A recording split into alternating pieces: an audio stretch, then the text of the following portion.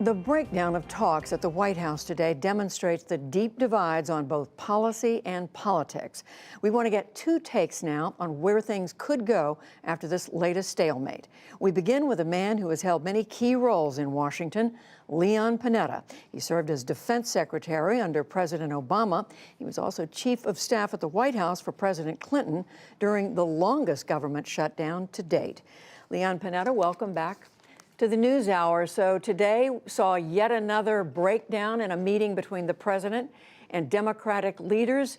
As somebody who's overseen and lived through a shutdown in the past, how do you see what's going on now? Well, Judy, I think we all have to begin with a basic premise here, which is that there is no justifiable reason, whether it's a wall or whether it's war, to justify shutting the government down. The government needs to continue to function. The American people are entitled to the services that are provided, and we shouldn't use federal employees as pawns in this kind of political conflict. I think ultimately there's only one way to get out of this mess, which is to reopen the government, open it on a short-term basis if necessary, and then sit down and negotiate on some kind of comprehensive approach to border security. That's the only sane way to try to get out of this mess. But right now, President Trump is saying he won't do that. Should the Democrats give in some way in order to get the president to agree to open the government and then talk about the border? I think the most important issue right now is not to keep the government shut down. There's no reason for that. People are not getting paychecks. Their families are hurting. We are punishing innocent people in this process. There's no excuse for that. So reopen the government. And then I think the Democrats ought to commit themselves to sitting down and negotiating on border security. There are a lot of areas on border security where there's agreement. The need for technology, the need for personnel, the need for judges, the need for humanitarian assistance. As far as a wall is concerned, Republicans and Democrats in the past have agreed on physical barriers to be used in key areas along the border. I think there are ways to resolve this, but the president is going to have to say that he is willing to negotiate without necessarily getting the money he wants for a wall. And I think he's put himself in a very difficult position where it's the wall or nothing.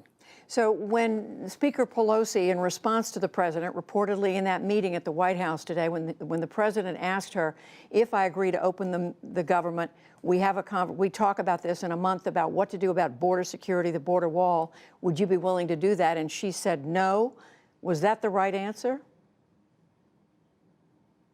Well, my understanding from those that were present was that he asked, if I open up the government in 30 days, would you be willing to agree on a wall? And she said no.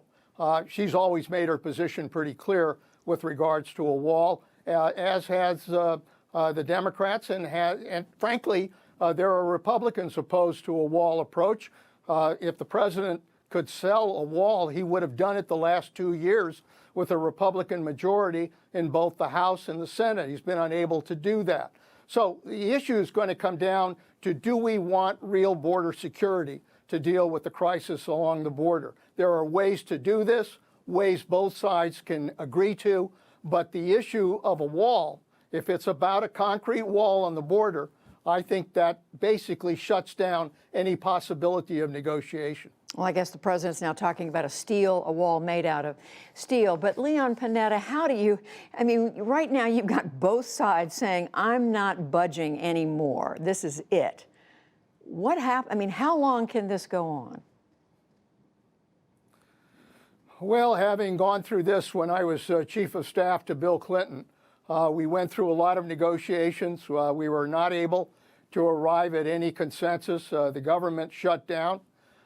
And ultimately what happened is that the political impact of that shutdown and the people that were affected began to really hurt the Republican leadership in the Congress.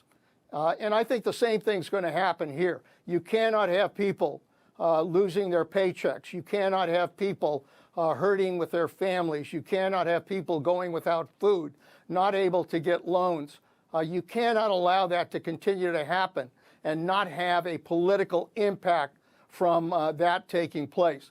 When that happens, then the president and the Republicans and the Democrats as well will agree that it's time to open up the government and then get back to the business of the country.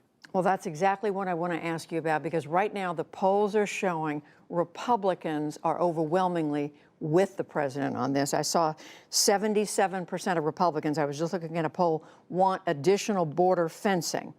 The president is listening to his base, listening to Republicans. I think there's no question that he has support along with his base. But the question is, what is it we need in order to ensure good border security?